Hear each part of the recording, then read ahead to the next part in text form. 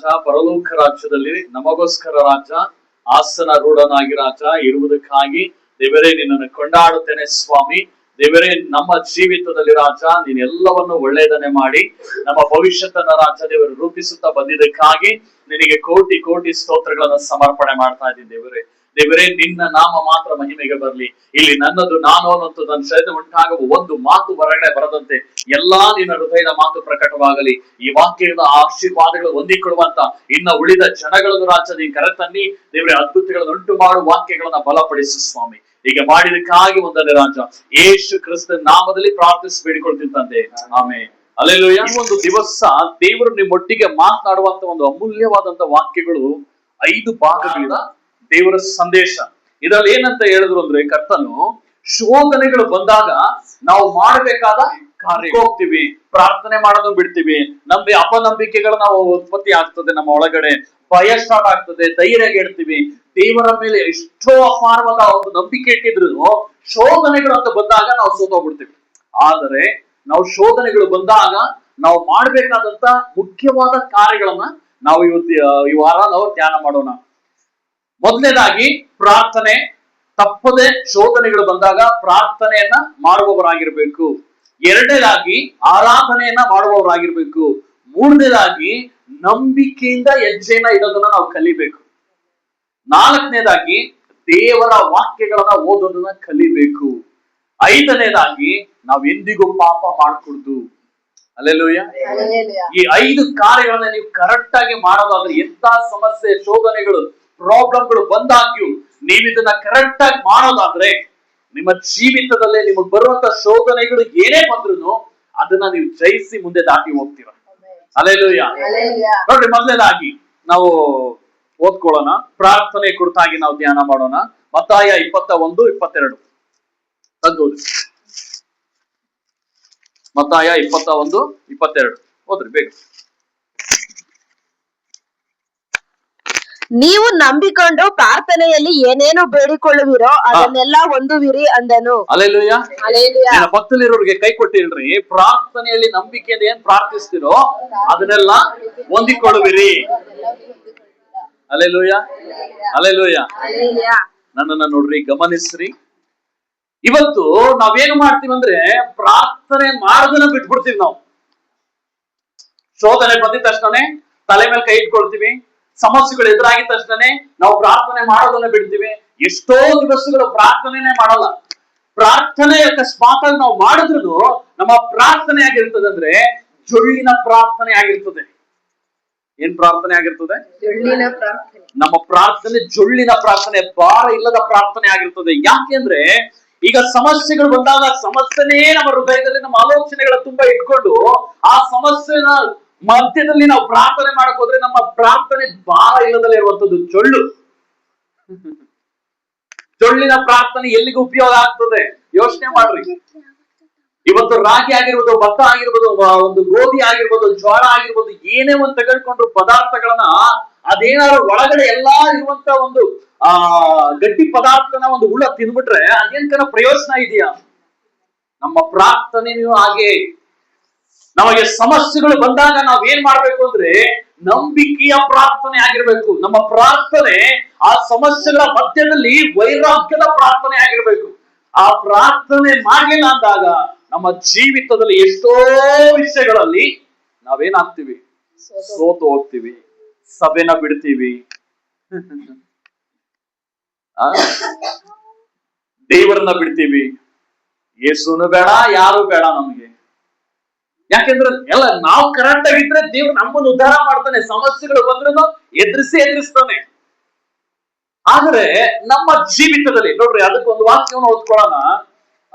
ಯೋಹಾನ 16ನೇ ಅಧ್ಯಾಯದಲ್ಲಿ 33ನೇ ವಚನ ಓದಮ್ಮ. ನೀವು ನನ್ನಲ್ಲಿದ್ದು ಮನಃಶಾಂತಿಯನ್ನು ಹೊಂದಿದವರಾಗಬೇಕೆಂದು ಇದನ್ನೆಲ್ಲ ನಿಮಗೆ ಹೇಳಿದ್ದೇನೆ. ಲೋಕದಲ್ಲಿ ಸಂಕಟ ಉಂಟು. ಲೋಕದಲ್ಲಿ ಸಂಕಟ ಉಂಟು. ಸಂಕಟ ಇದ್ದೇ ಇರ್ತದೆ, ಸಮಸ್ಯೆ ಇದ್ದೇ ಇರ್ತದೆ. ಧೈರ್ಯವಾಗಿರ್ರಿ. ಧೈರ್ಯವಾಗಿರ್ಬೇಕು. ಏನಾಗಿರ್ಬೇಕು? ಧೈರ್ಯವಾಗಿರ್ಬೇಕು. ಧೈರ್ಯದಿಂದ ನಂಬಿಕೆಯಿಂದ ಪ್ರಾರ್ಥನೆ. ನಂಬಿಕೆ ಇರುವಲ್ಲಿ ಧೈರ್ಯ ಇರ್ತದೆ. ನಂಬಿಕೆನೇ ಇಲ್ಲ ಅಂತಂದ್ರೆ ಧೈರ್ಯನೇ ಇರಲ್ಲ. ಈಗ ಒಂದು ಭೂಕಂಪ ಆಗ್ತಾ ಇರ್ತದೆ, ದೇವ್ರು ನನ್ನ ಬಚಾವ್ ಮಾಡ್ತಾನೆ ಅನ್ನುವಂತ ದೃಢ ನಂಬಿಕೆ ಇರೋದಾದ್ರೆ ಧೈರ್ಯ ಇರ್ತದೆ, ಇದ್ರೆ ಹಿಂಗನ ಪಾಲಾಗ್ತೀನಿ ಅಂತ. ನಮ್ಮ ಒಳಗಡೆ ನಂಬಿಕೆನೆ ಸತ್ತೋಗಿದ್ರೆ ಧೈರ್ಯ ಎಲ್ಲಿಂದ ಬರ್ತದೆ?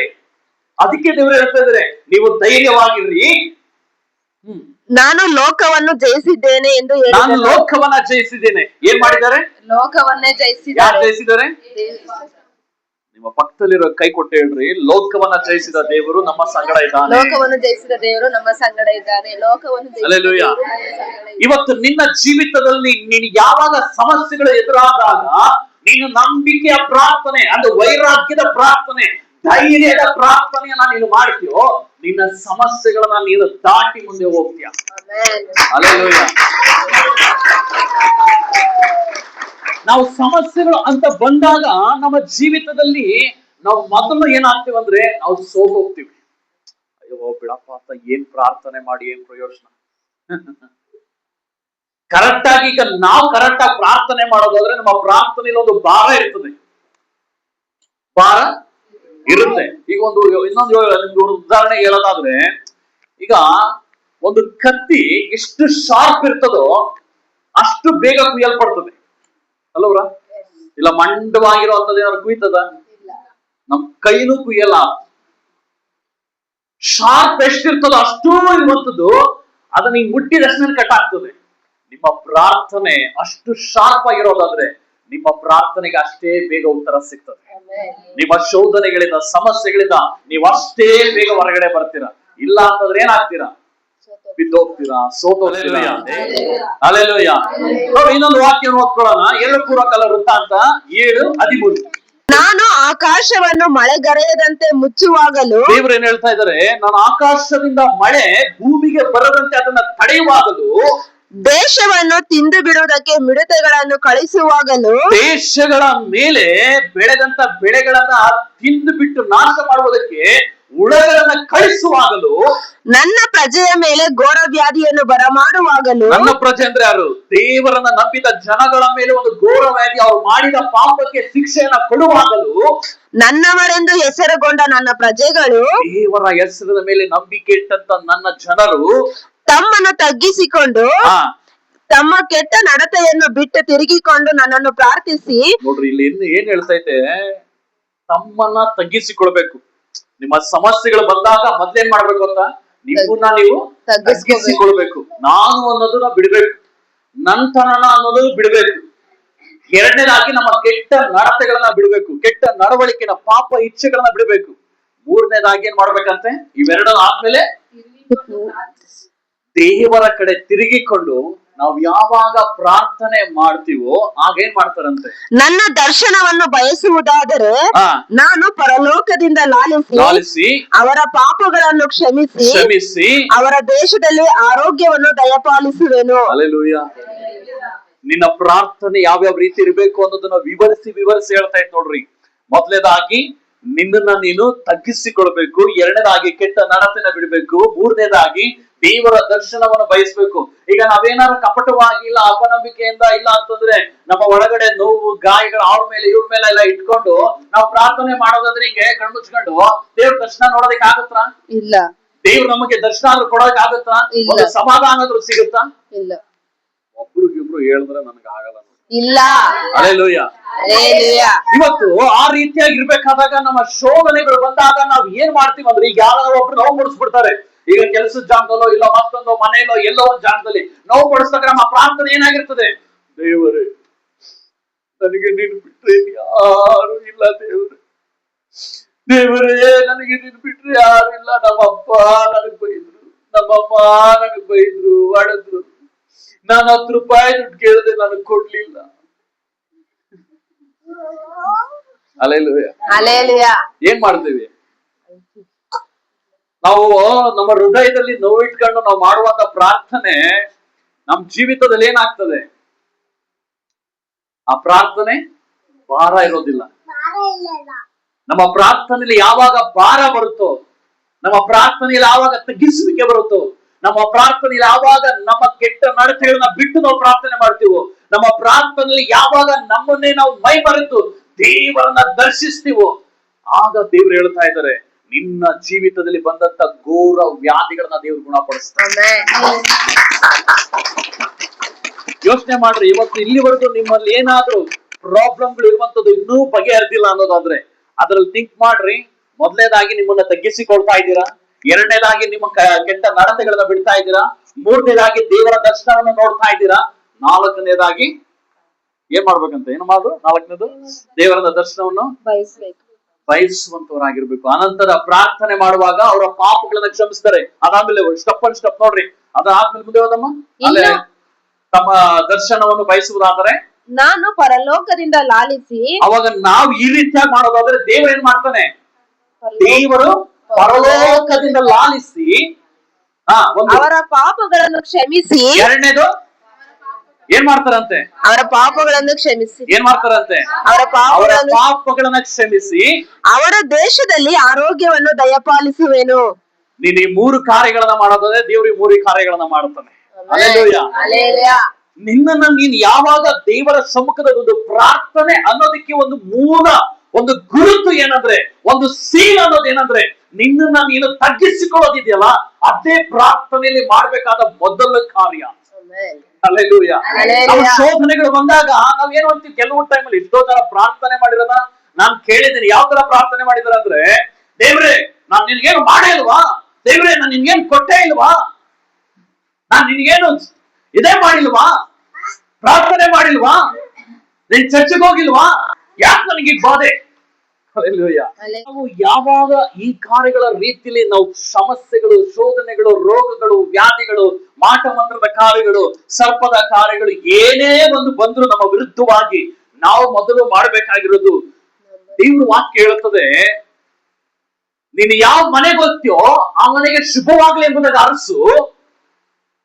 ಆ ಮನೆಯವರು ಏನಾದ್ರೂ ಅದಕ್ಕೆ ಯೋಗ್ಯವಾಗಿರೋದಾದ್ರೆ ಆ ಆಶೀರ್ವಾದ ಅವರ ಮೇಲೆ ಬರ್ತದೆ.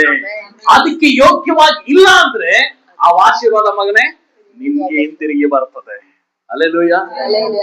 ಇವತ್ತು ನಿಮ್ಮ ಮನೆಗೆ ಬಂದಾಗ ನಾವು ಆಶೀರ್ವಾದ ಮಾಡುವಾಗ ಆ ಆಶೀರ್ವಾದಕ್ಕೆ ನೀವು ಯೋಗ್ಯರಾಗಿದ್ರೆ ಆ ಆಶೀರ್ವಾದ ನಿಮ್ಮ ಮೇಲೆ ಬರ್ತದೆ.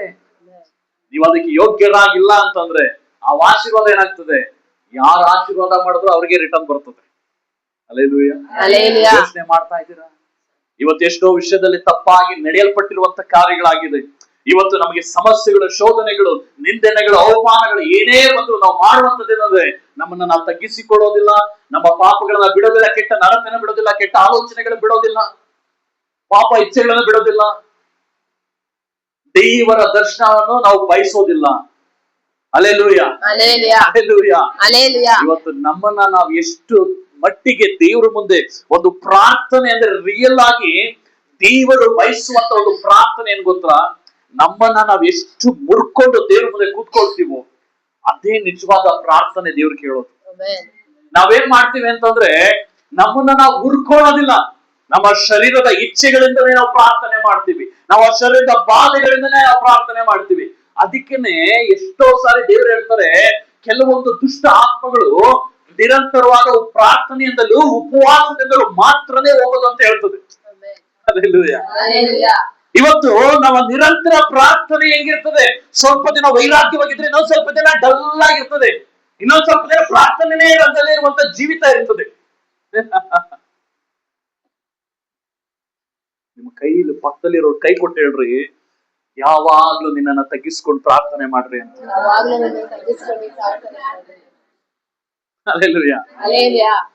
ನೆಕ್ಸ್ಟ್ ಇನ್ನೊಂದು ವಾಕ್ಯವನ್ನು ಓದ್ಕೊಳ್ಳೋಣ. ಇನ್ನೊಬ್ಬ ವ್ಯಕ್ತಿ ಒಂದು ಪ್ರಾರ್ಥನೆ ಮಾಡಿರುವ ರೀತಿ 2 ಅರಸ 21, 2 ಅರಸ 20ನೇ ಅಧ್ಯಾಯದಲ್ಲಿ 1ನೇ ವಚನ.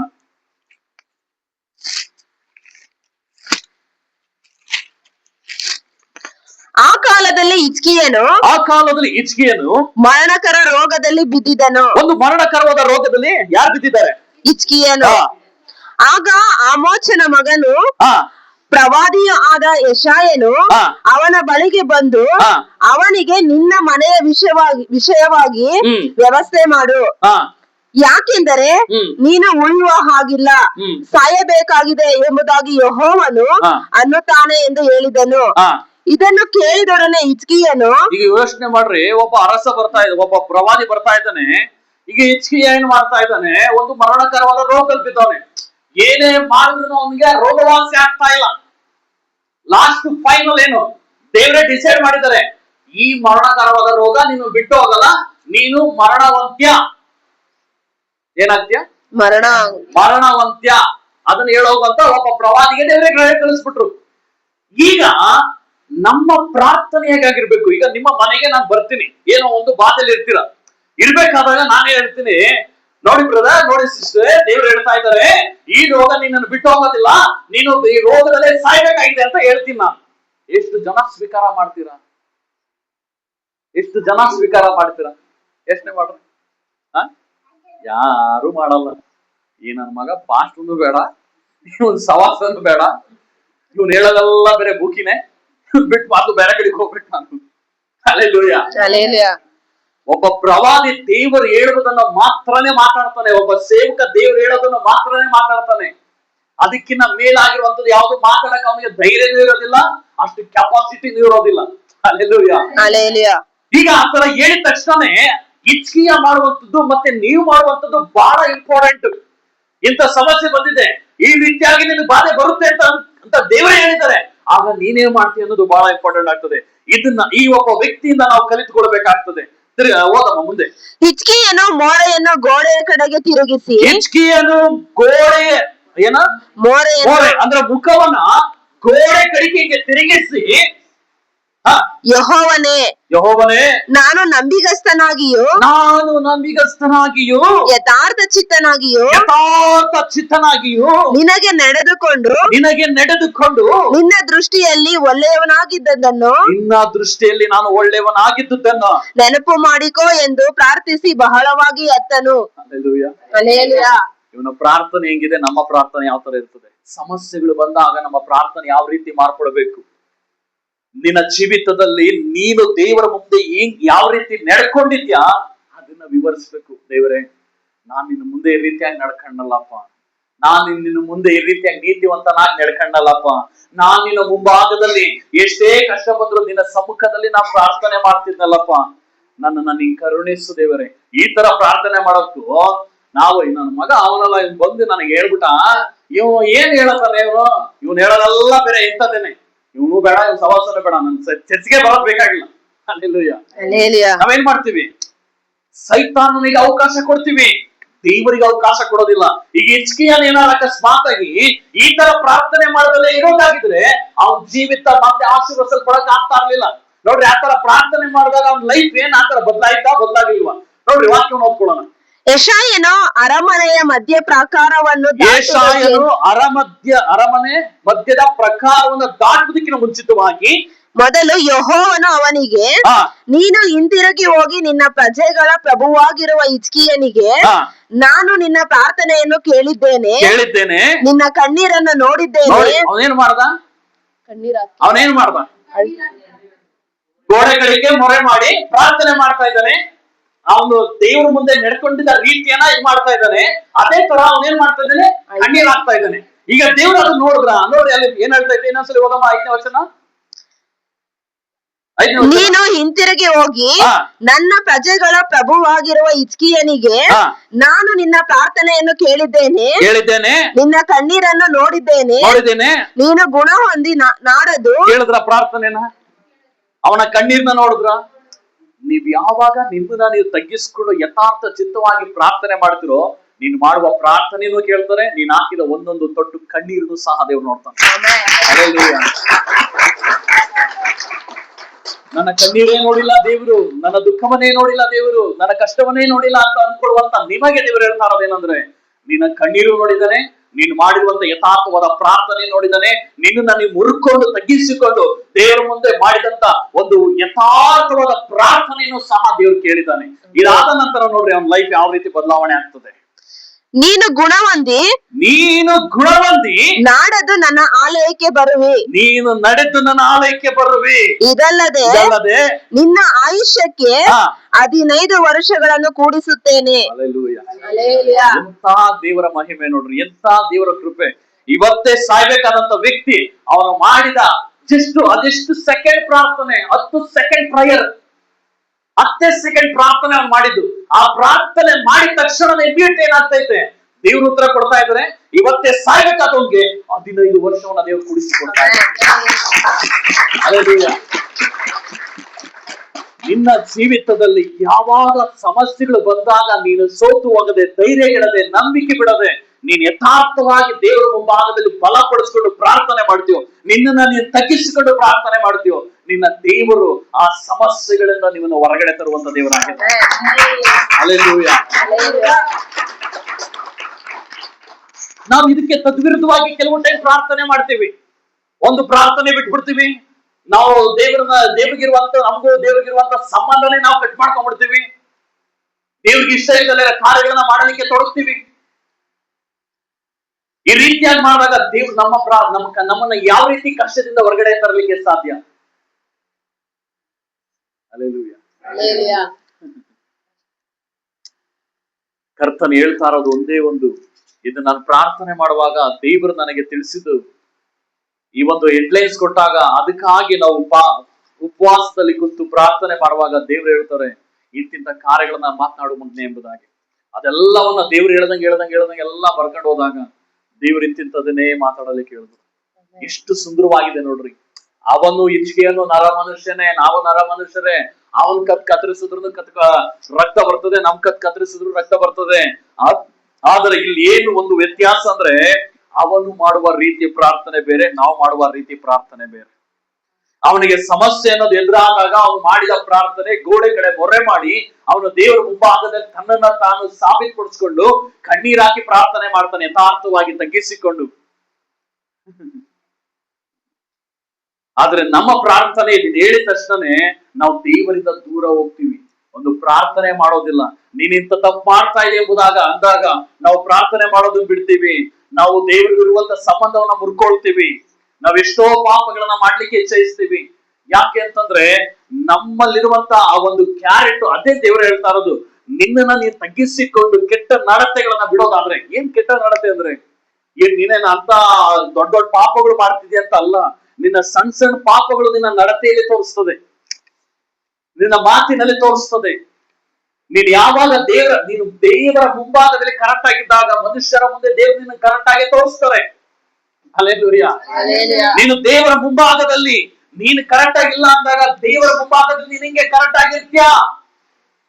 ಹಲ್ಲೆಲೂಯಾ. ಚಾನ್ಸೇ ಇಲ್ಲ. ಇವತ್ತು ನಾನೇ ಆಗಿದ್ರು, ಈಗ ನಾನು ದೇವರ ಮುಂಭಾಗದಲ್ಲಿ ನಾನು ಪರ್ಫೆಕ್ಟ್ ಆಗಿರೋದಾದ್ರೆ ನಾನು ಜನಗಳ ಮುಂದೆ ಪರ್ಫೆಕ್ಟ್ ಆಗಿ ದೇವ್ರು ತೋರಿಸ್ತಾರೆ ಅಲ್ವರ. ನಾನು ದೇವರ ಮುಂಭಾಗದಲ್ಲಿ ಕಪಟವಾಗಿರೋದಾದ್ರೆ ಇವತ್ತಲ್ಲ ನಾಳೆ ನಾನು ಮಾಡಿದ ಪಾಪಗಳು, ನನ್ನ ಪಾಪದ ರಹಸ್ಯಗಳನ್ನ ದೇವ್ರು ಬೈಲಿಕ್ಕೆ ತಂದೆ ತರ್ತಾನೆ. ನಿಜ ತಾನೆ? ಇವಾಗ ನಾನ್ ದೇವ್ರ ಮುಂದೆ ಕರೆಕ್ಟ್ ಆಗಿರೋದಾದ್ರೆ ನಾನು ಏನೇ ಒಂದು ನಾನು ದೇವ್ರ ಮುಂಭಾಗದಲ್ಲಿ ಈಗ ಜನಗಳ ಕಣ್ಣಿಗೆ ನಾನು ಕೆಟ್ಟವನಾಗಿರ್ತೀನಿ. ಏನ್ ಮಾಡಿರ್ತೀನಿ? ಕೆಟ್ಟವನಾಗಿರ್ತೀನಿ.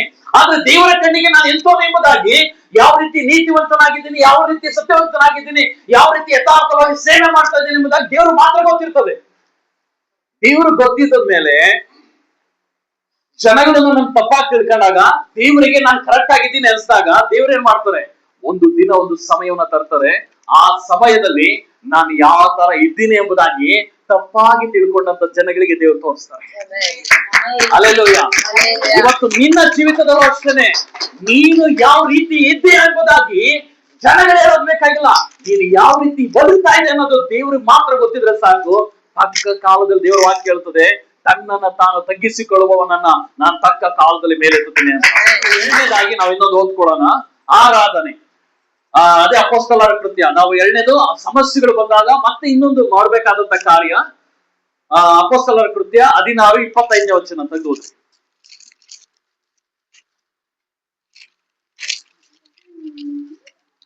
ಮಧ್ಯರಾತ್ರಿಯಲ್ಲಿ ಪೌಲ ಸೀಲನು ಪ್ರಾರ್ಥನೆ ಮಾಡುವವರಾಗಿ ದೇವರಿಗೆ ಸ್ತುತಿ ಪದಗಳನ್ನು ಆಡುತ್ತಿದ್ದರು. ಏನ್ ಮಾಡ್ತಾ ಇದ್ದಾರೆ? ಸ್ತುತಿ ಪದಗಳು. ಆರಾಧನೆ. ಸ್ತುತಿ ಪದ ಅಂದ್ರೆ ಆರಾಧನೆಯನ್ನ ಮಾಡ್ತಾ ಇದ್ದಾರೆ. ಈಗ ಅವ್ರು ಏನ್ ಮೇಲ್ಗಡೆ ನೋಡೋದಾದ್ರೆ ಅವ್ರನ್ನ ಹೊಡೆದಿದ್ದಾರೆ, ಚಾಟಿ ಏಟುಗಳಿಂದ. ಅದನ್ನು ಓದ್ಕೊಳ್ಳೋಣ. 19ನೇ ವಚನ ಓದಮ್ಮ. 19. ಅವಳ ಯಜಮಾನರು ತಮ್ಮ ಆದಾಯದ ನಿರೀಕ್ಷೆ ತಪ್ಪಿತಲ್ಲ ಎಂದು ತಿಳಿದು ಪೌಲನನ್ನು ಸೀಲನನ್ನು ಹಿಡಿದು ಚಾವಡಿಗೆ ಅಧಿಕಾರಿಗಳ ಬಳಿಗೆ ಎಳಕೊಂಡು ಹೋದರು. ಆಗ ದೊಂಬಿ ಜನರು ಕೂಡಿ ಅವರಿಗೆ ವಿರೋಧವಾಗಿ ಒಟ್ಟಾಗಿ ಎದ್ದರು ಮತ್ತು ಅಧಿಪತಿಗಳು ಇವರ ವಸ್ತ್ರಗಳನ್ನು ಹರಿದು ಮೊದಲೇ ಏನ್ ಮಾಡ್ತಾ ಇದಾರೆ? ಅವಮಾನ ಪಡಿಸ್ತಾ ಇದಾರೆ. ಹರಿದು ತೆಗೆದು ಚಾಟಿಗಳಿಂದ ಒಡೆಯಬೇಕೆಂದು ಅಪ್ಪಣೆ ಕೊಟ್ಟರು. ಅವರಿಗೆ ಬಹಳ ಪೆಟ್ಟುಗಳನ್ನು ಹೊಡೆಸಿದ ಮೇಲೆ ಬಹಳ ಪೆಟ್ಟುಗಳು ಬಿದ್ದೈತೆ. ಏನ್ ಬಿದ್ದೈತೆ? ನಿನ್ನ ಪಕ್ಕದಲ್ಲಿ ಕೈ ಕೊಟ್ಟು ಹೇಳ್ರಿ, ಬಹಳ ಪೆಟ್ಟುಗಳು ಬಿದ್ದಿದೆ. ಮುಂದೆ ಹೊಡೆಸಿದ ಮೇಲೆ ಸೆರೆಮನೆಯೊಳಗೆ ಹಾಕಿಸಿ ಅವರನ್ನು ಭದ್ರವಾಗಿ ಕಾಯಬೇಕೆಂದು ಸೆರೆಯ ಯಜಮಾನನಿಗೆ ಖಂಡಿತವಾಗಿ ಹೇಳಿದರು. ಇವನು ಇಂಥ ಅಪ್ಪಣೆಯನ್ನು ಹೊಂದಿ ಅವರನ್ನು ಸೆರೆಮನೆಯ ಒಳಕೋಣೆಯಲ್ಲಿ ಹಾಕಿ ಅವರ ಕಾಲುಗಳಿಗೆ ಕೋಳವನ್ನು ಹಾಕಿ ಬಿಗಿಸಿದನು. ಅಲ್ಲ, ಹೊಡೆದಿದ್ದಾರೆ ಇನ್ನಿಲ್ಲ, ಅವ್ರು ಓಡೋಗ್ತಾರ. ಅವರು ಚಾಟಿ ಏಟುಗಳು 40 ಚಾಟಿ ಏಟುಗಳು ಹೊಡೆದಿದ್ದಾರೆ. ಆ ಚಾಟಿ ಏಟು ಅಂದ್ರೆ ಆಗಿನ ಕಾಲದಲ್ಲಿ ಯಾರನ್ನ ಅದನ್ನ ನೋಡಿದ್ರೆ ಅದು ನಿಮ್ಗೆ ಅರ್ಥ ಆಗ್ತದೆ ಎಷ್ಟು ಘೋರವಾಗಿರ್ತದ ಆ ಚಾಟಿ. ಏನು ಅದೆಷ್ಟು ಅಪಾಯಕಾರಿ ಅಂದ್ರೆ ಚರ್ಮಗಳು ಹಾಗೆ ಕಿತ್ಕೊಂಡ್ ಬರುವಂತ ರೀತಿ ಇರ್ತದೆ. ಅಲ್ಲಿ ಬಟ್ಟೆ ಬಿಚ್ಚಿದ್ದಾರೆ, ಬೇರೆ ಮೈ ಹೊಡಿತಾ ಇದ್ದಾರೆ. 40 ಚಾಟಿ ಏಟುಗಳು ಇಬ್ರಿಗೂ ಹೊಡಿತಾರೆ. ಎಷ್ಟು ಘೋರವಾಗಿರ್ತದೆ. ಇವಾಗ ನಾವೇನ್ ಮಾಡ್ತೇವೆ? ನಾವು ಕೆಲಸ ಮಾಡಿ ಬಂದ್ರೆ ನಮ್ಮ ಜೀವಿತದಲ್ಲಿ ನಮಗೆ ಆಯಾಸ ಆಯ್ತು, ನಮ್ಗೆ ಅದಾಯ್ತು ಇದಾಯ್ತು ಎಂಬುದಾಗಿ ಪ್ರಾರ್ಥನೆ ಮಾಡಿದ್ರೆ ಎಷ್ಟೋ ಸಾರಿ ನಾವು ಮಲಗಿದುಂಟು. ಆದ್ರೆ ನಮ್ಮ ಜೀವಿತದಲ್ಲಿ ನಾವು ಯಾವಾಗ ನಮಗೆ ಆಯಾಸ ಇತ್ತು ಅಂದ್ರೆ ನಾವು ಮಾಡುವಂತ ಪ್ರತಿದಿನದ ಪ್ರಾರ್ಥನೆ, ಇವ್ರು ಏನ್ ಮಧ್ಯರಾತ್ರಿ ಬಂದ್ಬಿಟ್ಟು ಅವ್ರು ಹೊಡೆದಿದ್ದಾರೆ ಅಂತ ಆರಾಧನೆ ಮಾಡ್ತಾ ಇಲ್ಲ. ಅರ್ಥ ಆಗ್ತಾ ಇದೆಯಾ? ಅವ್ರು ಹೊಡೆದಿದ್ದಾರೆ ಅಂತ ಆರಾಧನೆ ಮಾಡ್ತಾ ಇಲ್ಲ. ಅವರ ರೆಗ್ಯುಲರ್ ಪ್ರೇಯರೇ ಮಧ್ಯರಾತ್ರಿ ಎಂದು ಪ್ರಾರ್ಥನೆ ಮಾಡೋದು. ಅವರ ರೆಗ್ಯುಲರ್ ಪ್ರೇಯರ್, ಪ್ರತಿನಿತ್ಯದ ಪ್ರಾರ್ಥನೆ ಸಮಯ ಅವ್ರದ್ದು ಏನಂದ್ರೆ ಮಧ್ಯರಾತ್ರಿಯಲ್ಲಿ ಎದ್ದಿ ಪ್ರಾರ್ಥನೆ ಮಾಡದೆ ಅವ್ರ ರೆಗ್ಯುಲರ್ ಪ್ರಾರ್ಥನೆ, ನಿರಂತರ ಪ್ರಾರ್ಥನೆ. ಅದಕ್ಕೆ ಅವ್ರು ಏನ್ ಮಾಡಿದ್ದಾರೆ? ಪೆಟ್ಟು ತಿಂದಿದ್ರು ಅವ್ರು ಮಧ್ಯರಾತ್ರಿಯಲ್ಲಿ ಎದ್ದು ದೇವ್ರ ಪ್ರಾರ್ಥನೆ ಮಾಡ್ತಾ ಇದ್ದಾರೆ, ಆರಾಧನೆ ಮಾಡ್ತಾ ಇದ್ದಾರೆ. ಆರಾಧನೆ ಮಾಡುವ ಸಂದರ್ಭದಲ್ಲಿ ಏನ್ ನಡೀತದೆ? ಮಧ್ಯರಾತ್ರಿಯಲ್ಲಿ ಪೌಲ ಸೀಲನು ಪ್ರಾರ್ಥನೆ ಮಾಡುವವರಾಗಿ ದೇವರಿಗೆ ಸ್ತುತಿ ಪದಗಳನ್ನು ಹಾಡುತ್ತಿದ್ದರು. ಸೆರೆಮನೆಯಲ್ಲಿದ್ದವರು ಲಕ್ಷ್ಯವಿಟ್ಟು ಕೇಳುತ್ತಿದ್ದರು. ಸೆರೆಮನೆಯಲ್ಲಿ ಏನ್ ಮಾಡ್ತಾ ಇದ್ದಾರೆ? ಇಂಥ ಬಾಧೆ ಬದಲು ಯಾರಪ್ಪ ಇದು ವಿಚಿತ್ರವಾಗಿ ಇವತ್ತು ಒಂದು ಫಸ್ಟ್ ಟೈಮ್ ಇಂತ ಒಂದು ಸೌಂಡ್ ನಾವು ಕೇಳ್ತಾ ಇದ್ದೀವಿ, ಲಕ್ಷ್ಯವಿಟ್ಟು ಕೇಳ್ತಾ ಇದ್ದಾರೆ. ಅಕಸ್ಮಾತ್ ಆಗಿ ಮಹಾ ಭೂಕಂಪ ಉಂಟಾಯಿತು. ಸೆರೆಮನೆಯ ಅಸ್ಥಿವಾರಗಳು ಕದಲಿದವು. ಅದೇ ಕ್ಷಣದಲ್ಲಿ ಕದಗಳೆಲ್ಲ ತೆರೆದವು. ಎಲ್ಲರ ಬೇಡಿಗಳು ಕಳಚಿ ಬಿದ್ದವು.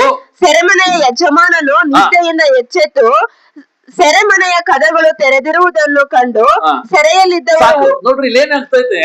ಅವ್ರು ಮಾಡಿದ್ ಏನ್ ಮಾಡ್ತಾ ಇದಾರೆ? ಏನಾದ್ರು ಅವ್ರ ಜನಗಳನ್ನ ಗುಂಪಟ್ಟಿಸ್ಕೊಂಡ್ರ ಅವ್ರನ್ನು ಸೆರೆಮನೆ ಮಗಳು ಹೊರದಾಕ್ಬೇಕು ಅಂತ ಏನು ಮಾಡ್ಲಿಲ್ಲ. ಅವ್ರು ಬಂದಂತ ಸಮಸ್ಯೆ ಮಧ್ಯದಲ್ಲಿ ಅವ್ರು ಏನ್ ಮಾಡ್ತಾ ಇದಾರೆ? ಅವರ ರೆಗ್ಯುಲರ್ ಪ್ರೇಯರ್ ಮಾಡ್ತಾ ಇದಾರೆ. ನೀನು ಸಮಸ್ಯೆ ಬಂತು ಅಂತ ಪ್ರಾರ್ಥನೆ ಮಾಡ್ಬೇಡ ಮಗನೇ, ಆರಾಧನೆ ಮಾಡಕ್ ಹೋಗ್ಬೇಡ. ನೀನು ಸಮಸ್ಯೆ ಬಂದ್ರು ಬರ್ಲಿಲ್ಲ ಅಂದ್ರೆ ನಿನ್ ರೆಗ್ಯುಲರ್ ಪ್ರೇಯರ್ ಇದೆಯಲ್ಲ, ಆ ಸಮಯಕ್ಕೆ ನೀನ್ ಕರೆಕ್ಟ್ ಆಗಿ ಪ್ರಾರ್ಥನೆ ಮಾಡೋದಾದ್ರೆ ನಿನ್ನ ಜೀವಿತದ ನೀನು ಅದ್ಭುತವನ್ನ. ನೀನು ಯಾವ ವಿಷಯದಲ್ಲಿ ಬಂಧನದಲ್ಲಿ ಬಿದ್ದಿರ್ತೀಯೋ, ಯಾವ ವಿಷಯದಲ್ಲಿ ನೀನು ದಾಸತ್ವದಲ್ಲಿ ಬಿದ್ದಿರ್ತೀಯೋ, ಯಾವ ವಿಷಯದಲ್ಲಿ ನೀನು ವೇದನೆ ಪಡ್ತಾ ಇರ್ತೀಯೋ, ಆ ವೇದನೆ ಅವತ್ತು ಸಂಪೂರ್ಣ ಬೇರು ಸಹಿತವಾಗಿ ನಿರ್ಮೂಲನೆ ಆಗ್ತದೆ. ಹಲ್ಲೆಲೂಯಾ. ನಮ್ಮ ರೆಗ್ಯುಲರ್ ಪ್ರೇಯರ್ ಅದಲ್ವೇ? ನಾವು ಪ್ರಾರ್ಥನೆನೇ ಮಾಡಲ್ವಲ್ಲ, ಇಲ್ಲೇ ರೆಗ್ಯುಲರ್ ಪ್ರೇಯರ್ ಬರ್ತದೆ. ಹಲ್ಲೆಲೂಯಾ.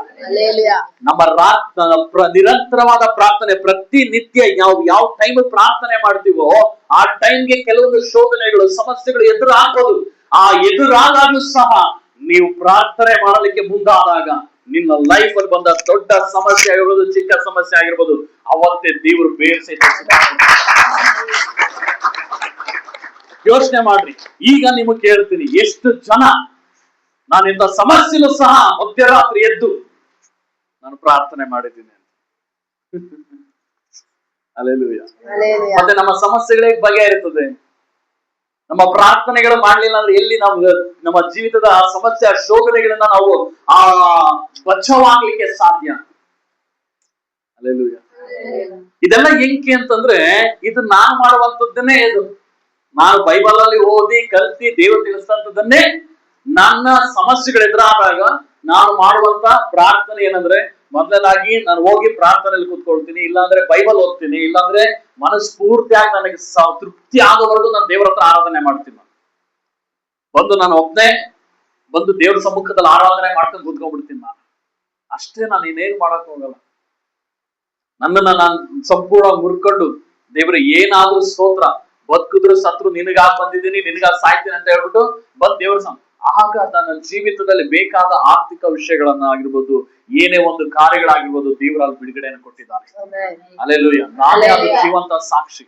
ಇವತ್ತು ನಾವು ನಮ್ಮ ಜೀವಿತದಲ್ಲಿ ನಾವು ಮಾಡ್ಬೇಕಾಗಿರೋದು, ಸಮಸ್ಯೆ ಬಂದಾಗ ಪ್ರಾರ್ಥನೆ ಮಾಡೋದು ಕಲಿಬಾರದು. ಸಮಸ್ಯೆ ಬರೋಕಿನ ಮುಂಚೆನೆ ನಾವು ಪ್ರಾಕ್ಟೀಸ್ ಮಾಡ್ಕೋಬೇಕು. ಈಗ ಪೊಲೀಸ್ ಒಂದು ಅಧಿಕಾರ ಸಿಗಬೇಕು ಅಂದ್ರೆ, ಇಲ್ಲ ಮಿಲಿಟರಿ ಕೆಲಸ ಸಿಗ್ಬೇಕು ಅಂದ್ರೆ ಅದಕ್ಕೆ ಆದ ಟ್ರೈನಿಂಗ್ಗಳು ಇರ್ತದೆ. ಆ ಟ್ರೈನಿಂಗ್ ಗಳನ್ನ ತೆಗೆದುಕೊಂಡ ನಂತರನೇ ಏನೇ ಒಂದು ಹೋರಾಟ ಬಂದ್ರು, ಇಲ್ಲ ಉಗ್ರಗಾಮಿಗಳು ಬಂದ್ರು ಅವ್ರನ್ನ ನಿರ್ಮೂಲನೆ ಮಾಡ್ಲಿಕ್ಕೆ ಈಗ ಬಂದೂಕವನ್ನ ನಾವು ಟ್ರೈನಿಂಗ್ ಕಲ್ತಿದ್ರೇನೆ ಅದೇನಾಗ್ತದೆ, ಅವ್ರು ಬಂದಾಗ ದೂರ ಎಷ್ಟೇ ದೂರದಲ್ಲಿದ್ರು ನಾವು ಗುರಿ ಇಟ್ಟು ಹೊಡಿಬಹುದು ಅಲ್ವಾ. ಈಗ ನಾವು ಟ್ರೈನಿಂಗ್ ತಾಗ್ಲಿಲ್ಲ ಅಂತ ಏನಾಗ್ತದೆ, ಬರ್ತಾನೆ ನಮ್ಮನ್ನು ಹೊಡೆದು ಸಾಯ್ಬಿಟ್ಟು ಹೋಗ್ತಾ ಇರ್ತಾನೆ. ಅಷ್ಟೇ ಆಗದು. ನಿನ್ನ ವಿರೋಧಿನೂ ಅಷ್ಟೇನೆ. ನೀನು ಯಾವಾಗ ನಿನ್ನನ್ನ ನೀನು ತಯಾರಿ ಮಾಡ್ಕೊಳ್ಳೋದೆ, ನೀನು ಯಾವಾಗೋ ಒಂದು ಸಮಸ್ಯೆಗಳು ಬಂದಾಗ ನಾವು ಪ್ರಾರ್ಥನೆ ಮಾಡುವಾಗ, ಆರಾಧನೆ ಮಾಡುವಾಗ ವಿರೋಧಿ ನಮ್ಮನ್ನ ಬಾಧಿಸಲಿಕ್ಕೆ ಪ್ರಾರಂಭಿಸ್ತಾನೆ. ಹಲ್ಲೆಲೂಯಾ. ಕೀರ್ತನೆ 119, 105 ಇವನ್ನ ನಾವು ಓದುವುದನ್ನ ಕಲಿಬೇಕು. ಇದು ಬಹಳ ಇಂಪಾರ್ಟೆಂಟ್. ಯೆಹೋಶುವ 1:7 ತೆಗೆದೋದು.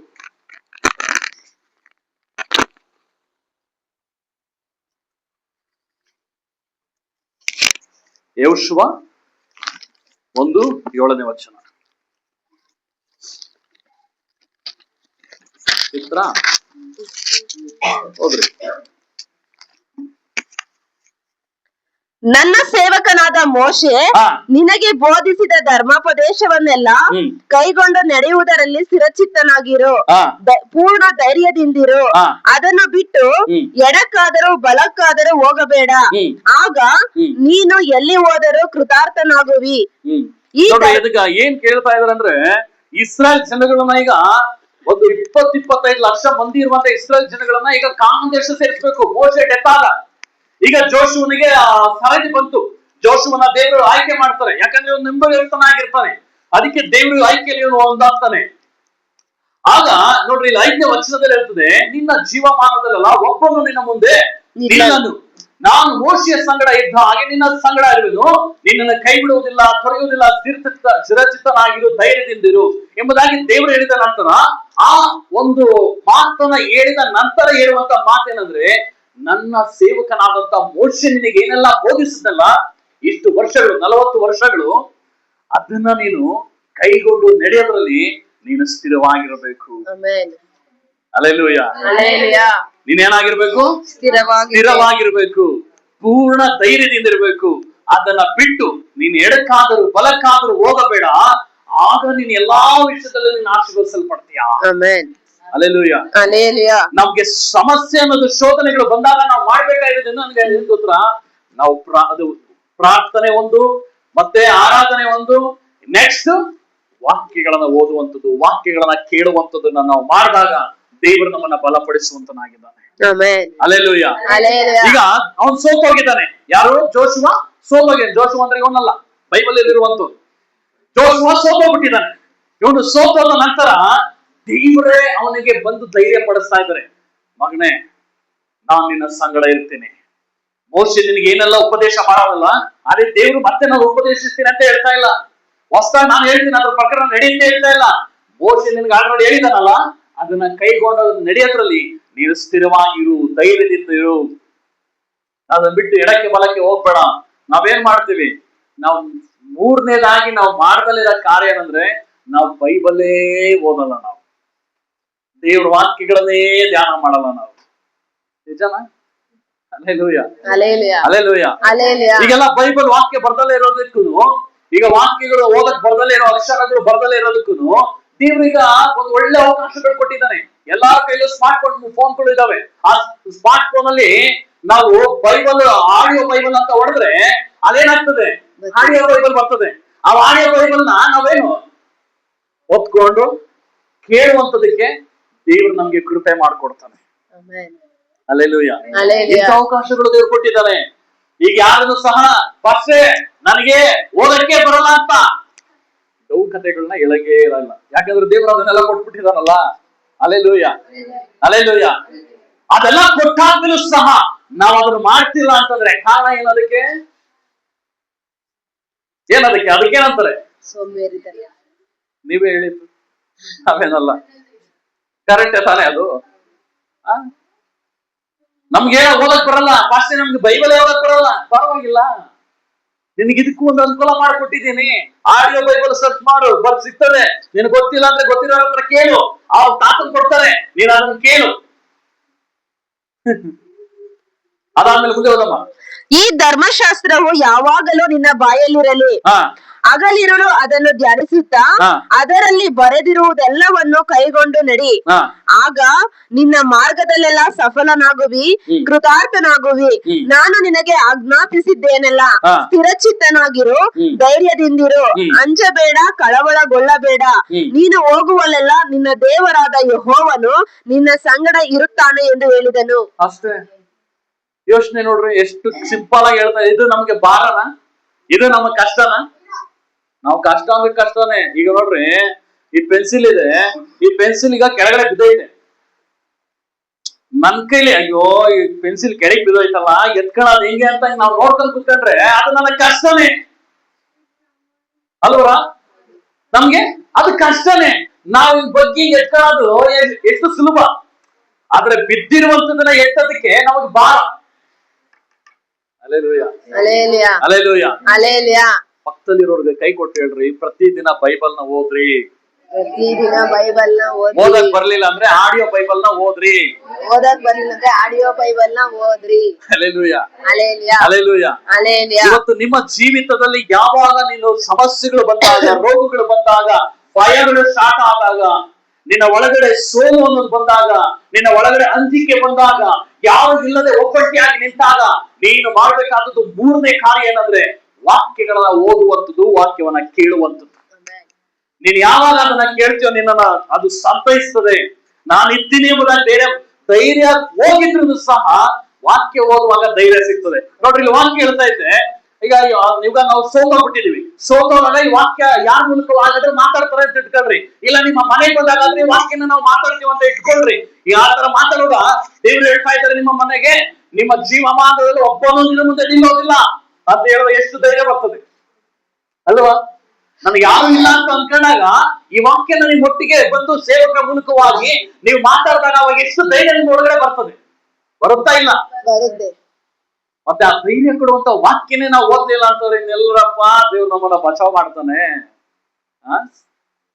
ಇಲ್ಲೇ ಇದ್ದೀರಾ? ನೆಕ್ಸ್ಟ್ ನೋಡ್ರಿ, ಅದಾದ್ಮೇಲೆ ಸ್ಥಿರಚಿತ್ತನಾಗಿರು. ನೀನ್ ಯಾವಾಗ ಅದನ್ನ ಕೈಗೊಂಡು ನಡೀತೀಯೋ ನಿನ್ನ ಬಾಯಲ್ಲಿ ಈ ಧರ್ಮಶಾಸ್ತ್ರ ಯಾವಾಗ್ಲೂ ನಿನ್ನ ಬಾಯಲ್ಲಿರ್ಬೇಕಂತೆ.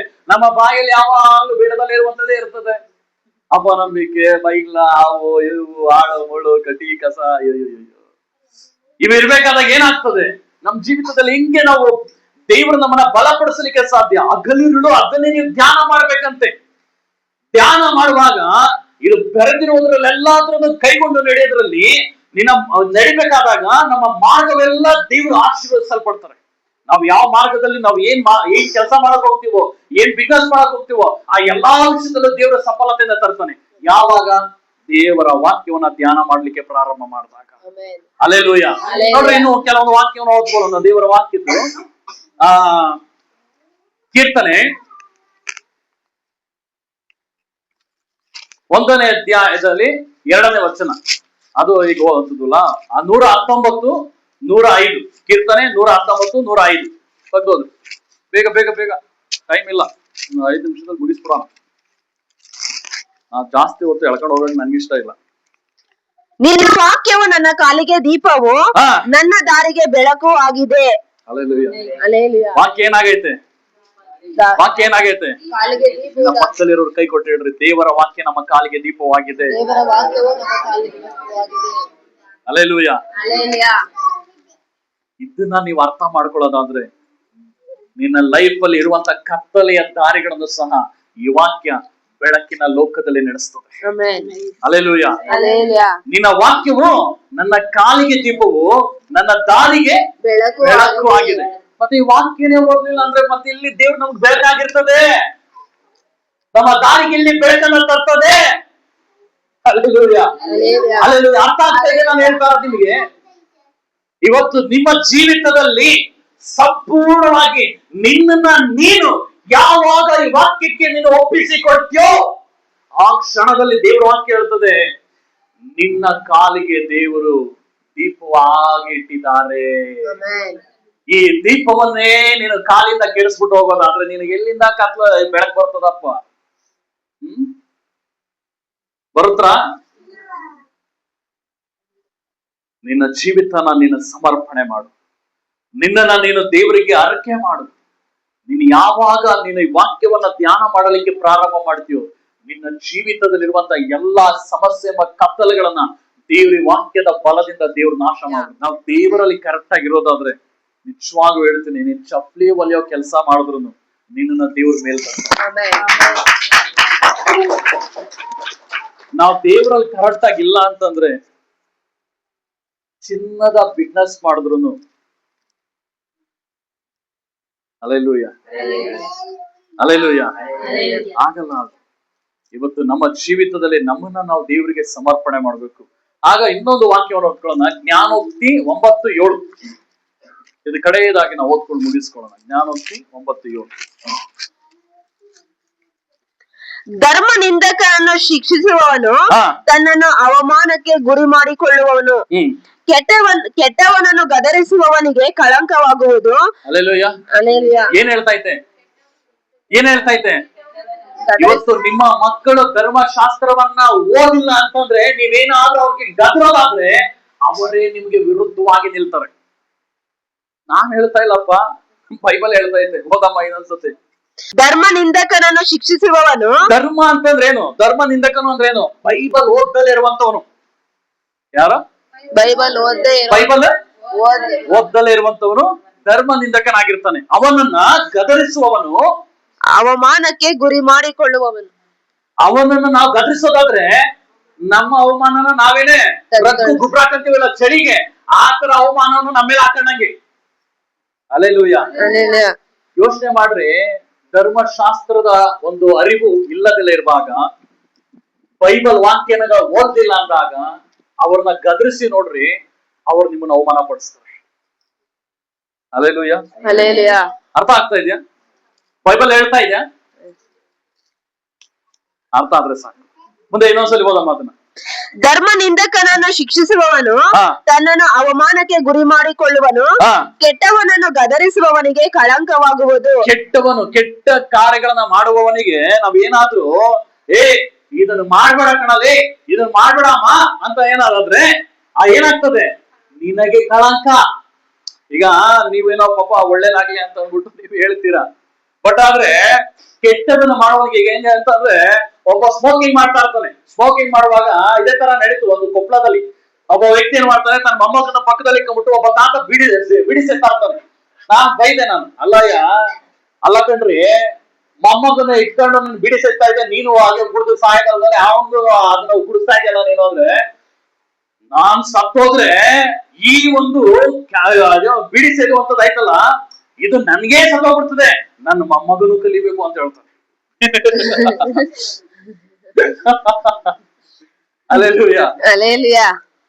ಅಂದ್ರೆ ಧರ್ಮ ಗೊತ್ತಿಲ್ದಲ್ಲಿರುವಂತ ವ್ಯಕ್ತಿಗೆ ಹೇಳಿದಾಗ ಏನಂತ ಹೇಳ್ದ? ನಮ್ಗೆ ತಿರುಗಿ ಬಿದ್ದ. ನಮ್ಗೇನಾಯ್ತು? ಯಾಕಪ್ಪ ಇವನು ಹೇಳಿದೆ ನಾನು.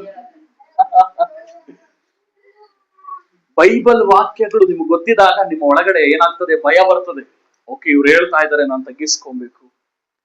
ನಾವ್ ಯಾವಾಗ ಬೈಬಲ್ ವಾಕ್ಯ ಅವನು ಗೊತ್ತಿರ್ಲಿಲ್ಲ, ನಾವೇನೋ ಒಳ್ಳೇದಾಗ್ಲಿ ಅಂತ ಹೇಳೋದು, ಅವನೇನ್ ಮಾಡ್ದ? ನಾನ್ ಲಾಸ್ಟ್ ಬೈದ್ಬಿಟ್ಟು ಬಂದೆ, ನೀನ್ ಸತ್ರೆ ಸಾಯಿ, ಅವನ್ಯಾಕೆ ಸಾಯಿಸ್ತೆ ಅಂತ. ಅಲ್ವರ? ನಿಜ ತಾನೆ? ಈಗ ಬಿಡಿ ಸೇರೋದ್ರಿಂದ ಏನಾದ್ರು ಆಶೀರ್ವಾದನ, ಇಲ್ಲ ದೇಹದಲ್ಲಿ ಒಳ್ಳೆ ಬಲ, ಶಕ್ತಿ, ಎನರ್ಜಿ ಹಂಗೆ ಉಕ್ಕಿ ಹರಿತದ? ಇರೋದನ್ನು ಸತ್ತೋಗ್ತದೆ. ಪಾಪ ಇವನು ಮೊಮ್ಮಗ ಕುತ್ಕೊಂಡವ್ನೆ, ಇಲ್ಲಿ ಸೇರ್ಬೇಡ ಹಾಕೊಂಡು ಅವ್ನ್ ಸೇರ್ಬೇಕು ಕೊಂಡಿಸ್ಕೊಂಡು ಬಿಡಿ ಸೇರ್ಬೇಕಾದಾಗ ಇವ್ರು ಒಳಗಡೆ ಅವ್ನ್ ಸೇರೋದೆಲ್ಲ ಅವ್ನು ಬಿಡೋ ಆಚರಣೆ ಬಿಡೋ ಹೊಗೆಲ್ಲ ಇವ್ರೊಳಗೆ ಹೋಗ್ತಾ ಇದ್ರು. ಆ ಧರ್ಮ ನಿಂದಕನನ್ನ ನಾನು ಗದರಿಸಿದಾಗ, ಆ ಕೆಟ್ಟವನನ್ನ ನಾನು ಗದರಿಸಿದಾಗ ಅವನೇನ್ ಮಾಡ್ತಾ ಇದ್ದಾನೆ? ನನಗೆ ಅವಮಾನ ಮಾಡ್ತಾ ಇದ್ದಾನೆ, ನನಗೆ ಕೀಳಾಗಿ ನೋಡ್ತಾ ಇದ್ದಾನೆ. ಅವಾಗ ನಾನು ಅನ್ಕೊಂಡಿದ್ದೇನೆ ಈ ವಾಕ್ಯ ನನಗೆ ಅವಾಗ ಮನವರಿಕೆ ಆಯ್ತು. ಅಯ್ಯೋ, ಇವ್ರು ಧರ್ಮಶಾಸ್ತ್ರ ಗೊತ್ತಿದ್ರೆ ನಾನು ಹೇಳೋದು ಅರ್ಥ ಆಗಿರೋದು, ಧರ್ಮಶಾಸ್ತ್ರ ಗೊತ್ತಿಲ್ಲದಲ್ಲ ಇರೋದ್ರಿಂದ ಇವ್ನಿಗೆ ಏನ್ ಹೇಳಿದ್ರೆ ಪ್ರಯತ್ನ ಅಂತ ಅಂದ್ಬಿಟ್ಟು ಲಾಸ್ಟ್ ಬೈಕ್ ಬಂದ್ಬಿಟ್ಟೆ ನಾನು. ಯಾರಿಗೆ ಹೇಳೋದಿಕ್ಕಾಗಲ್ಲ. ಅದಕ್ಕೇನೆ ದೇವ್ರ ವಾಕ್ಯ ಹೇಳೋದು, ನಿನ್ನ ಸಮಸ್ಯೆಗಳು ಬಂದಾಗ, ನಿನ್ನ ಪ್ರಾಬ್ಲಮ್ ಬಂದಾಗ ನೀನ್ ಅದರಿಂದ ತಪ್ಪಿಸಿಕೊಳ್ಳಲಿಕ್ಕೆ ಇನ್ನೊಂದು ಮಾರ್ಗವನ್ನ ದೇವ್ರು ಇಟ್ಟಿರೋದೇನಂದ್ರೆ ನೀನು ದೇವರ ವಾಕ್ಯವನ್ನು ಓದುವಂಥದ್ದು. ನೋಡ್ರಿ, ಪ್ರಾರ್ಥನೆ, ನಂಬಿಕೆ ಮತ್ತೆ ವಾಕ್ಯ, ಈ ಮೂರಲ್ಲಿ ಯಾವುದನ್ನ ನೀವು ಆ ಟೈಮಲ್ಲಿ ಮಾಡ್ರಿ, ದೇವ್ರು ನಿಮ್ಗೆ ಏನಾದ್ರೂ ಒಂದು ಉತ್ತರ ಕೊಟ್ಟೇ ಕೊಡ್ತಾನೆ. ಹಲ್ಲೆಲೂಯ. ಈ ಮೂರನ್ನು ಆ ಟೈಮಲ್ಲಿ ಮೂರು ಒಂದೇ ಮಾಡ್ಬೇಕು ಅಂತ ಅಲ್ಲ. ಈಗ ಪೌಲಸಿನವ್ರು ನೋಡ್ರಿ, ಸೆರೆ ಮೇಲೆ ಬಿದ್ದವ್ರೆ, ಅಲ್ಲೇನಾದ್ರು ಪ್ರಾರ್ಥನೆ ಮಾಡಿದ್ರ? ಇಲ್ಲ. ಅವ್ರು ಬಂದು ಆರಾಧನೆ ಮಾಡ್ತಾ ಇದ್ದಾರೆ. ಹಿಚ್ಕಿ ಏನು ಅವ್ನು ಸತ್ತಿರ್ಬೇಕಾದಾಗ ಆರಾಧನೆ ಮಾಡಿದ್ನ? ಬೈಬಲ್ ಓದ್ನ? ಇಲ್ಲ. ಅವನೇನ್ ಮಾಡ್ತಾರೆ, ಗೋಡೆ ಕಡೆ ಮರ ಮಾಡ್ಬಿಟ್ಟು ಮುಖ ಮಾಡಿ ದೇವರ ಹತ್ರ ಆಡ್ತಾ ಇದ್ದಾನೆ, ಪ್ರೇಯರ್ ಮಾಡ್ತಾ ಇದ್ದಾನೆ. ಅಲ್ಲಿ ಆರಾಧನೆನೂ ಮಾಡ್ಲಿಲ್ಲ, ಒಂದು ದೇವ್ರ ವಾಕ್ಯನೂ ಓದಿಲ್ಲ, ಪ್ರೇಯರ್ ಮಾಡ್ತಾ ಇದ್ದಾನೆ. ಇಲ್ಲಿ ಒಂದು ವಾಕ್ಯಗಳನ್ನ ಇಲ್ಲಿ ಜೋಶುವ ಬಂದು ಭಯ ಪಟ್ಟಿದ್ದಾನೆ. ಆಗ ದೇವ್ರು ಹೇಳ್ತಾ ಇದ್ರೆ ಪ್ರೇಯರ್ ಮಾಡೋ ಅಂತ ಹೇಳ್ತಾ ಇಲ್ಲ, ಆರಾಧನೆ ಮಾಡೋ ಅಂತ ಹೇಳ್ತಾ ಇಲ್ಲ, ವಾಕ್ಯಗಳನ್ನ ಧ್ಯಾನಿಸು ಅಂತ ಹೇಳ್ತಾ ಇದ್ದಾರೆ, ಅದನ್ನ ಕೈಗೊಂಡು ನಡೆ ಅಂತ ಹೇಳ್ತಾ ಇದ್ದಾರೆ. ನಿನ್ನ ಸಮಸ್ಯೆಗಳು ಬಂದಾಗ ಈ ಮೂರಲ್ಲಿ ಯಾವುದನ್ನ ಒಂದು ಮಾಡುವಾಗ ನಿನ್ನ ದೇವ್ರು ಬಿಡುಗಡೆ ಮಾಡ್ತಾರೆ. ನಾವು ಇವತ್ತು ಕರೆಕ್ಟ್ ಆಗಿ ಒಪ್ಪಿಸಿಕೊಡೋಣ. ಸಮಸ್ಯೆಗಳು ಬಂದಾಗ ಏನ್ ಮಾಡ್ಬೇಕೆಂಬುದಾಗಿ ದೇವ್ರು ತಿಳಿಸ್ಕೊಟ್ಟಿದ್ದಾನೆ. ಇದ್ದಾದ್ಮೇಲೂ ಸಹ ನೀವು ಮಾಡ್ಲಿಲ್ಲ ಅಂದ್ರೆ ಏನು ಬದಲಾವಣೆ ಆಗಲ್ಲ. ಹಲ್ಲೆಲೂಯ. ದೇವ್ರು ಏನ್ ಮಾಡಿದ್ದಾನೆ, ತಿಳಿಸ್ಕೊಟ್ಟಿದ್ದಾನೆ. ನೀವ್ ಇದನ್ನ ಮಾಡ್ಬೇಕು. ನಾವು ಒಪ್ಪಿಸಿಕೊಡೋಣ, ಪ್ರಾರ್ಥನೆ ಮಾಡೋಣ. ನಾವು ಮೊಣಕಲಾಕಿ ನಮ್ಮನ್ನ ನಾವು ಸಂಪೂರ್ಣವಾಗಿ ದೇವರ ಸಮ್ಮುಖದಲ್ಲಿ, oh thank you Jesus Lord, oh thank you Holy Spirit of God.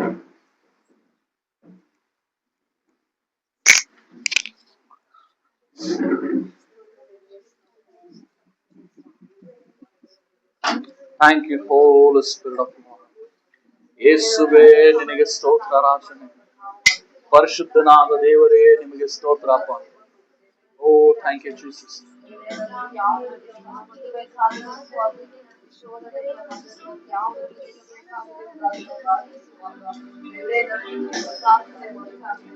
Thank you Jesus, thank you Jesus, thank you Jesus Lord. ಕರ್ತನೇ ಸ್ತೋತ್ರ ಅಪ್ಪ. ಪ್ರತಿಯೊಬ್ಬರನ್ನ ನೀನು ಆಶೀರ್ವದಿಸು. ಪ್ರತಿಯೊಬ್ಬೊಬ್ಬರ ಮೇಲೆ ನಿನ್ನ ವಿಶೇಷವಾದ ಕೃಪೆ ಬಿಡುಗಡೆ ಆಗಲಿ. ಪ್ರತಿಯೊಬ್ಬೊಬ್ಬರನ್ನ ರಾಜನ ನೇರವಾಗಿ ಆಶೀರ್ವದಿಸು. ಅವರಿರುವಂತಹ ಬಂಧನಗಳಿಂದ, ಕಟ್ಟುಗಳಿಂದ ಹೊರಗಡೆ ತನ್ನಿ ದೇವರೇ. ಸಮಸ್ಯೆಗಳು ಬರುವಾಗ ಏನ್ ಮಾಡಬೇಕೆಂಬುದಾಗಿ ನೀನು ತಿಳಿಯಪಡಿಸಿದ್ದೀರ ಸ್ವಾಮಿ. ಆ ಕಾರ್ಯಗಳನ್ನ ಮಾಡುವಂತೆ ಯೇಸುವಿನ ನಾಮದಲ್ಲಿ ಪ್ರಾರ್ಥನೆ ಮಾಡ್ತಾ ಇದ್ದೀನಿ. ಪ್ರತಿಯೊಬ್ಬರು ಕರ್ತನೇ ಸಮಸ್ಯೆಗಳು ಎದುರಾದಾಗ ಪ್ರಾರ್ಥನೆ, ಆರಾಧನೆ, ವಾಕ್ಯಗಳು ಓದುವಂತದ್ದು ಕಾರ್ಯಗಳನ್ನು ಮಾಡುವಾಗ ಯೇಸುವಿನ ನಾಮದಲ್ಲಿ ಅವರ ಜೀವಿತದಲ್ಲಿ ಬದಲಾವಣೆಗಳು ಉಂಟಾಗಲಿ, ಆಶೀರ್ವದಿಸಲ್ಪಡ್ಲಿ. ಎಲ್ಲಾ ವ್ಯಾಧಿಗಳು ನೀಗಲಿ, ಎಲ್ಲಾ ಕಷ್ಟಗಳು ನೀಗಲಿ, ಎಲ್ಲಾ ಚಿಂತನೆಗಳು ನೀಗಲಿ ಯೇಸುವಿನ ನಾಮದಲ್ಲಿ. ಸಮಸ್ಯೆಗಳನ್ನು ನೋಡಿ ಸೋತು ಹೋಗದಂತೆ ಪ್ರತಿಯೊಬ್ಬೊಬ್ಬರು ರಾಜ ಅದರಲ್ಲಿ ಫಲವನ್ನು ಹೊಂದಿಕೊಳ್ಳಲಿ ಯೇಸುವಿನ ನಾಮದಲ್ಲಿ ಕರ್ತನೆ. Thank you Lord, thank you Lord, thank you Lord, thank you Lord. ಪ್ರತಿಯೊಬ್ಬೊಬ್ಬರನ್ನು ಆಶೀರ್ವದಿಸು ದೇವರೇ. ಇಲ್ಲಿ ಬಂದಂತರಾದ ಪ್ರತಿಯೊಬ್ಬೊಬ್ಬರನ್ನ ನಜರೇತಿನ ಯೇಸುವಿನ ನಾಮದಲ್ಲಿ, ಯೇಸು ಕ್ರಿಸ್ತನ ರಕ್ತದ ಬಲದಲ್ಲಿ ಈಗಲೇ ನಾನು ಆಜ್ಞಾಪನೆ ಮಾಡ್ತಾ ಇದ್ದೀನಿ. ಇವರ ವಿರುದ್ಧವಾಗಿ ಕಲ್ಪಿಸುವ ಯಾವ ಆಯುಧವು ಇನ್ನು ಮುಂದೆ ಜಯಿಸಕೂಡದು, ಜಯಿಸಕೂಡದು, ಜಯಿಸಕೂಡದು ಯೇಸುವಿನ ನಾಮದಲ್ಲಿ. ಈಗಲೇ ಈಗಲೇ ಈಗಲೇ ಯೇಸುವಿನ ರಕ್ತ ಬಿಡುಗಡೆ ಆಗಲಿ. ಇವರ ಎಲ್ಲ ಸಕಲ ಪಾಪಗಳು ಕ್ಷಮಿಸಲ್ಪಡಲಿ. ಕಷ್ಟ ಕಣ್ಣೀರುಗಳು ನೀಡಿ ಹೋಗಲಿ. ಇವರ ಮೇಲೆ ಬರುವಂತ ಹೋರಾಟಗಳಿಂದ ಇವರು ತಪ್ಪಿಸಿಕೊಳ್ಳುವಂತೆ ನೀನು ಮಾರ್ಗಗಳನ್ನು ತೆರೆಯಿರಿ ನನ್ನ ದೇವರೇ. ಅದ್ಭುತಗಳನ್ನು ರಚಿಸು, ಮಹಾಕಾಲ ಕಾರ್ಯಗಳನ್ನು ನಡೆಸು ದೇವರೇ. ನೀನೇ ಇವರ ಜೊತೆಯಲ್ಲಿ ಇದ್ದೀಯಾ ಎಂಬುದಾಗಿ ಇವರು ಇನ್ನೂ ಅರಿತುಕೊಳ್ಳುವಂತೆ ನೀನು ತಿಳಿಯಪಡಿಸು ದೇವರೇ. Thank you Lord. ಪ್ರತಿಯೊಬ್ಬರು ಪ್ರಾರ್ಥನಾ ವೀರರಾಗಿ ಬದಲಾಗಲಿ, ಪ್ರತಿಯೊಬ್ಬರು ಆರಾಧಿಕರಾಗಿ ಬದಲಾಗಲಿ, ಪ್ರತಿಯೊಬ್ಬರು ಬೈಬಲ್ ರೀಡಿಂಗ್ ಮಾಡುವಂತವರಾಗಲಿ ನಾಮದಲ್ಲಿ. ಸಮಸ್ಯೆಗಳು ಬಂದಾಗ ಯಾರು ಸೋತು ಹೋಗಬಾರದು, ಯಾರು ಬಿದ್ದು ಹೋಗಬಾರದು. ಎಲ್ಲರ ಮೇಲೆ ನಿನ್ನ ಪವಿತ್ರಾತ್ಮನ ಒಂದು ಬೆಂಕಿಯ ಶಕ್ತಿ ಬಿಡುಗಡೆ ಆಗಲಿ ರಾಜನೇ. ಅವರು ಬಲ ಹೊಂದಿಕೊಳ್ಳಲಿ, ಅವರ ಬಲ ಹೊಂದಿಕೊಳ್ಳಲಿ ರಾಜನೇ. ಹೀಗೆ ಮಾಡಿದಕ್ಕಾಗಿ ಸ್ತೋತ್ರ ಅಪ್ಪ. Thank you Jesus Lord, thank you Holy Spirit of Lord, thank you Lord. ಪ್ರತಿಯೊಬ್ಬರು ನಿಮ್ಮ ಕರಗಳನ್ನ ನಿಮ್ಮ ಹೃದಯದ ಮೇಲೆ ಅನಾರೋಗ್ಯ ಇರುವಂತವರು, ಆ ಬಾಧೆ ಇರುವಂತ ಸ್ಥಳದಲ್ಲಿ ಇಟ್ಕೊಳ್ರಿ. ಇಲ್ಲ ಸಾಲ ಬಾಧೆ, ಕುಟುಂಬದಲ್ಲಿ ಸಮಾಧಾನ ಇಲ್ಲದಲ್ಲಿರುವಂತದ್ದು ಇರೋದಾದ್ರೆ ನಿಮ್ಮ ಹೃದಯದ ಮೇಲೆ ಕೈಗಳನ್ನು ಇಟ್ಕೊಳ್ರಿ, ನಿಮ್ ತಲೆ ಮೇಲೆ ಕೈಗಳು ಇಟ್ಕೊಳ್ರಿ. ನಿಮಗಾಗಿ ನಾನು ಪ್ರಾರ್ಥನೆ ಮಾಡ್ತೀನಿ. ಎಂದು ದೇವರು ಎಲ್ಲಾ ವಿಷಯಗಳಿಂದ ದೇವರು ಬಿಡುಗಡೆ ಮಾಡ್ಲಿಕ್ಕಿದ್ದಾನೆ. ಒಂದು ಮಾರ್ಗವನ್ನ ದೇವರು ನಿಮಗಾಗಿ ಸೃಷ್ಟಿಸಲಿಕ್ಕಿದ್ದಾನೆ. ದೇವರು ಒಂದು ಮಾರ್ಗವನ್ನು ಸಿದ್ಧ ಮಾಡ್ಲಿಕ್ಕಿದ್ದಾನೆ. Thank you Jesus Lord. ಯೇಸು ಕ್ರಿಸ್ತನ ನಾಮದಲ್ಲಿ ಯಾರೆಲ್ಲ ಅನಾರೋಗ್ಯಗಳಲ್ಲಿ ಬಳಲ್ತಾ ಇದ್ದಾರೋ, ಬೇನೆಗಳಲ್ಲಿ ಬಳಲ್ತಾ ಇದ್ದಾರೋ, ನಜರೇತಿನ ಯೇಸು ಕ್ರಿಸ್ತನ ನಾಮದಲ್ಲಿ ಈಗಲೇ ಕಂಪ್ಲೀಟ್ ಆಗಿ ರಾಜ ಗುಣವನ್ನು ಹೊಂದಿಕೊಳ್ಳಲಿ ಕರ್ತನೆ. ನಜರೇತಿನ ಯೇಸುವಿನ ನಾಮದಲ್ಲಿ ಇವರಿಗಿರುವಂತ ಎಲ್ಲಾ ಬಾಧೆಗಳು, ಎಲ್ಲಾ ಹೊಟ್ಟೆ ನೋವುಗಳು, ಎಲ್ಲಾ ತಲೆ ನೋವುಗಳು, ಎಲ್ಲಾ ಗಂಟಲು ನೋವುಗಳು, ಎಲ್ಲಾ ಪ್ರತಿಯೊಂದೊಂದು ದೇಹದಲ್ಲಿ ಉಂಟಾಗಿರುವಂತ ಬೇರೆ ಎಲ್ಲಾ BP ಶುಗರ್ಗಳು ಯೇಸುವಿನ ನಾಮದಲ್ಲಿ ಗುಣವಾಗಲೇ. ಅವರನ್ನು ಎಂದಿಗೂ ಬಾಧಿಸಬಾರದು. ಯೇಸುವಿನ ನಾಮದಲ್ಲಿ ಎಲ್ಲ ಗೆಡ್ಡೆಗಳು ಕರಗಿ ಹೋಗಲಿ. ಎಲ್ಲಾ ಪ್ರತಿಯೊಂದೊಂದನ್ನ ದೇವರೇ ಇವನ್ನ ಬಾಧಿಸುವಂತ ಅನಾರೋಗ್ಯಗಳು, ಬಲಹೀನತೆಗಳು, ಎಲ್ಲ ಬ್ಯಾಕ್ ಪೇನ್ಗಳು ಯೇಸುವಿನ ನಾಮದಲ್ಲಿ ಎಲ್ಲ ಕಾಲು ನೋವುಗಳು ಈಗಲೇ ಗುಣವಾಗಲಿ ಕರ್ತನೆ. ಈಗಲೇ ಗುಣವಾಗಲಿ. ಯಾವ ಕುಟುಂಬಗಳಲ್ಲಿ ಅಸಮಾಧಾನ, ಜಗಳ, ಮನಸ್ತಾಪಗಳು ಉಂಟಾಗ್ತಾ ಇದೆಯೋ ಈ ಕ್ಷಣದಲ್ಲೇ ಆ ಸಮಾಧಾನವನ್ನು ಉಂಟು ಮಾಡುವಂತ ಪರಲೋಕದ ದೇವರ ಶಕ್ತಿ ಆ ಕುಟುಂಬಗಳ ಮಧ್ಯದಲ್ಲಿ ಬಿಡುಗಡೆ ಆಗಲಿ ಕರ್ತನೆ. ಅವರನ್ನು ಆವರಿಸಲಿ ಕರ್ತನೆ. ಅವರ ಜೀವಿತವನ್ನು ಬದಲಾಯಿಸಲಿ ಕರ್ತನೆ. ಯೇಸುವಿನ ರಕ್ತ ಈಗಲೇ ಬಿಡುಗಡೆ ಆಗಲಿ. ಅವರ ಗುಣವನ್ನು ಹೊಂದಿಕೊಳ್ಳಲಿ ಯೇಸುವಿನ ನಾಮದಲ್ಲಿ. ದೇವರೇ ನೀ ಕೃಪೆ ಬಿಡುಗಡೆ ಮಾಡು. ಸಮಾಧಾನ ಉಂಟಾಗಲಿ. ನಿನ್ನ ಪರಲೋಕದಲ್ಲಿ ಬರುವಂತ ಸಮಾಧಾನ ಉಂಟಾಗಲಿ. ಎಲ್ಲ ಸಾಲದ ಕಟ್ಟುಗಳಿಂದ ಹೊರಗಡೆ ಬರಲಿ ಸ್ವಾಮಿ. ದೇವರೇ ದೇವರೇ ಕೆಲಸದಲ್ಲಿರುವಂತ ಎಲ್ಲ ಒತ್ತಡಗಳು, ಕೆಲಸದಲ್ಲಿರುವಂತ ಪ್ರಾಬ್ಲಮ್ಗಳು, ಕೆಲಸ ಇಲ್ಲದ ಹಾಗೆ ಇರುವಂತ ಕಾರ್ಯಗಳು ಯೇಸುವಿನ ನಾಮದಲ್ಲಿ ನೀಗಲಿ. ಯೇಸುವಿನ ನಾಮದಲ್ಲಿ ಈಗಲೇ ಆಜ್ಞಾಪನೆ ಮಾಡ್ತಾ ಇದ್ದೀನಿ. ನನ್ನ ಪ್ರಾರ್ಥನೆಯನ್ನು ನೀ ಯಾವಾಗಲೂ ಕೇಳುತ್ತಿ ಎಂಬುದಾಗಿ ನಂಬಿದ್ದೀನಪ್ಪ. ಯಾರೆಲ್ಲ ದೇವರೇ ಕಷ್ಟಗಳಲ್ಲಿ ಬಾಧಿಸಲ್ಪಡ್ತಾ ಇದ್ದಾರೋ ಆ ಎಲ್ಲಾ ಕಷ್ಟಗಳಿಂದ ಪರಿಪೂರ್ಣವಾಗಿ ಹೊರಗಡೆ ಬರಲಿ ಎಂದು ಆಜ್ಞಾಪಿಸ್ತಾ ಇದ್ದೀನಿ. ಎಲ್ಲಾ ಬೇನೆಗಳು, ಎಲ್ಲಾ ವ್ಯಾಧಿಗಳು ನೀಗಿ ಹೋಗಲು ಯೇಸುವಿನ ನಾಮದಲ್ಲಿ. ನಿನಗೆ ಮಾಡಿ ನಡೆಸಿದಕ್ಕಾಗಿ ಸ್ತೋತ್ರಪ್ಪ. ಪ್ರತಿಯೊಬ್ಬೊಬ್ಬರನ್ನ ಅಭಿಷೇಕಿಸು, ಪ್ರತಿಯೊಬ್ಬೊಬ್ಬರನ್ನ ಆಶೀರ್ವದಿಸು. ನಿನ್ನ ಪವಿತ್ರಾತ್ಮನ ಬಲ ತುಂಬಿಕೊಳ್ಳಲಿ ರಾಜನೇ. ಎಲ್ಲಾ ಬಂಧನಗಳಿಂದ, ದಾಸತ್ವದ ಕಟ್ಟೆಗಳಿಂದ ಅವರು ಹೊರಗಡೆ ಬರ್ಲಿ ಕರ್ತನೆ. ಈಗ ಮಾಡಿದಕ್ಕಾಗಿ ವಂದನೆ. ನಜರೇತಿನ ಯೇಸುವಿನ ನಾಮದಲ್ಲಿ ಪ್ರಾರ್ಥಿಸುತ್ತಾರೆ. Amen, amen. ಹಲ್ಲೆಲೂಯಾ.